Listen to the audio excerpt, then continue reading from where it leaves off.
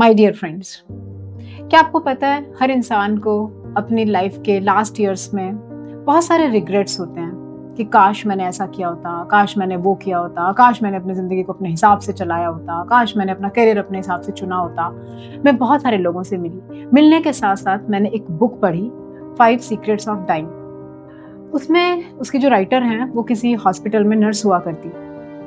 उनकी बातों को सुन के और समझ के मुझे बहुत सारी चीज़ें अपने जीवन में उतारने का मन हुआ और मुझे लगा कि मैं कोशिश करती हूँ कि ये सीक्रेट्स, ये रिग्रेट्स अपने फ्रेंड्स के साथ शेयर करूँ। उनमें से सबसे पहला जो रिग्रेट है, जो हर इंसान को लगभग होता है, कि काश मैंने अपनी ज़िंदगी अपने हिसाब से जी होती। हिसाब से जी होती मतलब अपना पार्टनर, अपना लाइफ पार्टनर, क्योंकि हमें पता होता है कि हम अपनी ज़िंदगी कैसे इंसान के साथ बहुत अच्छे से निकाल सकते हैं, कैसे खुश रह सकते हैं।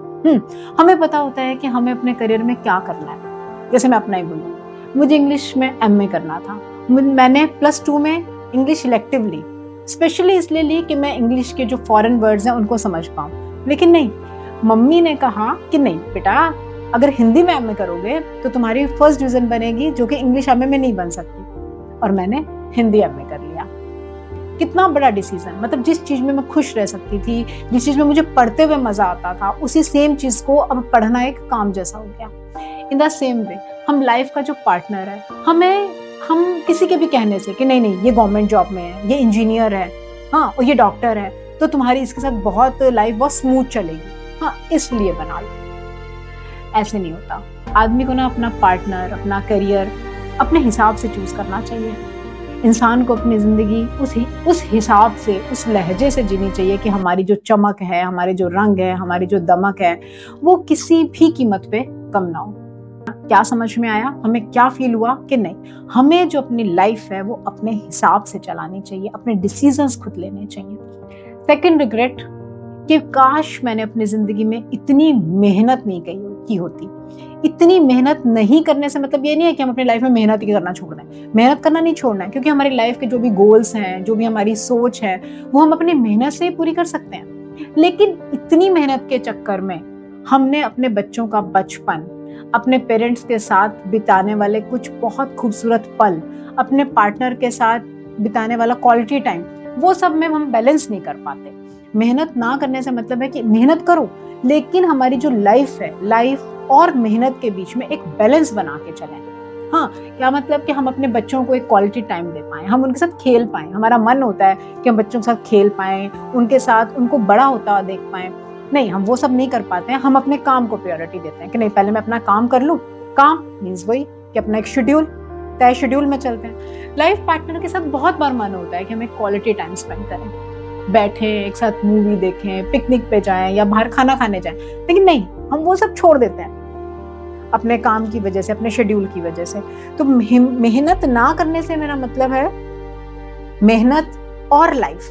बच्चे हैं, पार्टनर हैं, पेरेंट्स हैं, पेरेंट्स के साथ, अरे पेरेंट्स कौन सा हमारे साथ हमेशा बैठे रहेंगे। एक बहुत जल्दी वो दिन आता है जब हमें ये इतना तगड़ा रिग्रेट होता है कि काश मैं मम्मी के पास ज्यादा चली जाती, काश मैं उनके साथ बहुत सारा टाइम स्पेंड कर लेती, उनकी बातें सुन लेती। क्योंकि आज बहुत सारी चीज़ें हम गाए बगाए वही करते हैं जो हमारे पेरेंट्स ने हमें समझाई होती है। लेकिन हम उन्हें वक्त तो दें, जब उनके पास हम बैठेंगे तभी हम वो क्वालिटी टाइम उनके साथ स्पेंड कर पाएंगे। अगला रिग्रेट लाइफ में ये हमें बहुत सताता है कि काश अपने मन की बात, अपनी फीलिंग्स को मैंने एक्सप्रेस किया होता। काश मैंने अपने हस्बैंड को, वाइफ को, मीन्स जो भी है, पार्टनर को ये बताया होता कि yes, you are so much important to me, my life is nothing without you, I love you so much. But नहीं, हम सोचते अरे वो समझ जाएगा। समझते हो ना? मेरे हस्बैंड तो मुझे बहुत बार कहते हैं, मैं समझो आपने 20 साल की लाइफ में, 22 साल की लाइफ में मुझे कभी भी नहीं कहा आई लव यू। तो अच्छा, तो क्या मैं प्यार नहीं करता हूँ? समझता है ना तुमको, मैं तो तुम्हारे बिना रह ही नहीं सकता। नहीं, इट्स रॉन्ग। कभी अगर बोल दो ना तो वो पल इतने खूबसूरत हो जाते हैं, वो हमारी मेमोरीज में रह जाते हैं। इन द सेम वे हम बच्चों को, कितनी बार ऐसा होता है, वो हमारे टीनेजर बच्चे हैं, हम उनको हक करना चाहते हैं, बट नहीं, बच्चे आते हैं और बेटा ठीक हो, इट्स ओके। लेकिन मन में क्या है कि एक बार ही पकड़ लें, एक बार हक कर लें और पूछ लें कि मतलब हाँ यस, ये टाइम है जो मेरे सुकून का है। बट नहीं, जाने देते हैं हम उनको। हम उन्हें ना बड़ा होता हुआ देखते हैं, ना उनके साथ अपनी फीलिंग्स एक्सप्रेस कर सकते हैं कि बेटा तुम घर आते रहा करो, तुम्हारा आना घर में एक दिवाली जैसा, एक रौनक जैसा होता है। Same in the same way हम अपने पेरेंट्स को यहाँ तक नहीं बोल पाते हैं कि आपकी दी हुई जो एजुकेशन है वो आज मेरी लाइफ का सबसे बड़ा सबक है। तो मुझे ऐसा लगता है कि हमें अपनी जो फीलिंग्स हैं, इनर फीलिंग्स हैं, वो खुल के अपने पेरेंट्स को, बच्चों को, अपने फ्रेंड्स को बता देनी चाहिए कि वो हमारी लाइफ में बहुत इम्पॉर्टेंट है। नेक्स्ट पॉइंट कि हमें अपने फ्रेंड्स के साथ हमेशा टच में रहना चाहिए, क्योंकि ये वो लोग होते हैं जिनके साथ हमने बचपन का ही नहीं, जवानी का वो वक्त बिताया होता है। वो सीक्रेट्स शेयर किए होते हैं जो हमारे पेरेंट्स को भी नहीं पता होता। और फिर आज अपनी करियर के चक्कर में, अपनी फैमिली के चक्कर में वो ही कहीं पीछे छूट जाते हैं। फ्रेंड्स को हमेशा टच में रखना चाहिए।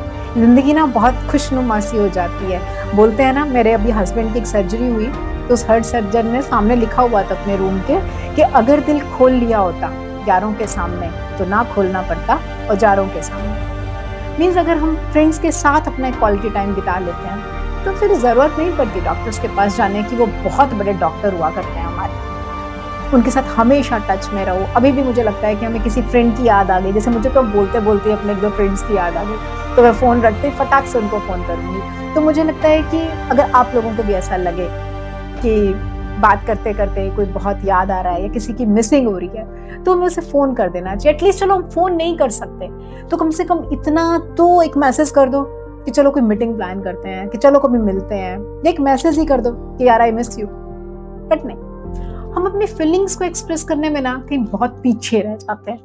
और ये रिग्रेट लास्ट ईयर्स में बहुत सालता है, बहुत सताता है कि काश मैंने उस दोस्त को अपनी फीलिंग्स बता दी होती। ऐसा नहीं हो जाता कि जिंदगी बहुत शानदार हो जाती, हो सकता है जिंदगी ऐसी ही चलती, लेकिन एक मन की जो फीलिंग है, मन की जो चीजें हैं वो शांत हो गई होती कि नहीं यार मैंने बताया था। हो सकता है कि कोई बहुत बड़ा चेंज भी आ गया होता, हो सकता है आज हम बहुत बेस्ट फ्रेंड्स होते, बहुत क्लोज फ्रेंड्स होते।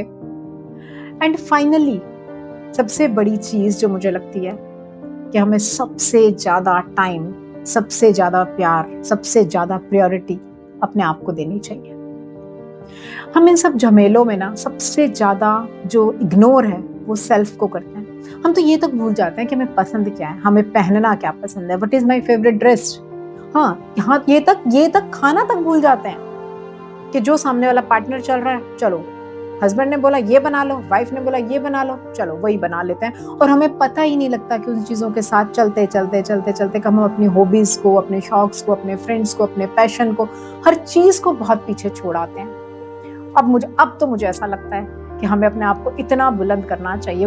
किसी शायर ने कहा है कि खुद ही को कर बुलंद इतना कि ऊपर वाला भी पहले तुझसे पूछे कि बता तेरी रजा क्या है, कि आखिर तू क्या चाहता है। फाइनली मुझे ये समझ में आता है कि अगर एक क्वालिटी टाइम, अगर एक प्रायोरिटी हम खुद को दे दें तो जितने भी वापसी के पीछे के जो रिग्रेट्स हैं वो सब ओके हो सकते हैं। इन सब रिग्रेट्स में कहीं ना कहीं उस काश में खुश होने का सीक्रेट अपने आप में छुपा है। अगर हम फ्रेंड्स से मिलते रहेंगे हम खुश रहेंगे, हम अपने पेरेंट्स को, अपने बच्चों को, अपने हस्बैंड को अपने एक क्वालिटी टाइम दे पाएंगे, हम खुश रहेंगे। तो मेरा कहना यही है फ्रेंड्स कि इन सब में से कोई भी काश आप लोगों की ज़िंदगी में शेष ना रहे। हम इतनी बिंदास ज़िंदगी जिए, हम इतने खुश रहें कि अगर कोई रिश्ता हमसे छूट भी रहा है, कोई पीछे हो भी रहा है, तो हमारी ज़िंदगी के जो रंग हैं, हमारी जो खुशियाँ हैं, हमारी जो चहक है, वो किसी भी कीमत पे वो अपने साथ ना ले जा पाए।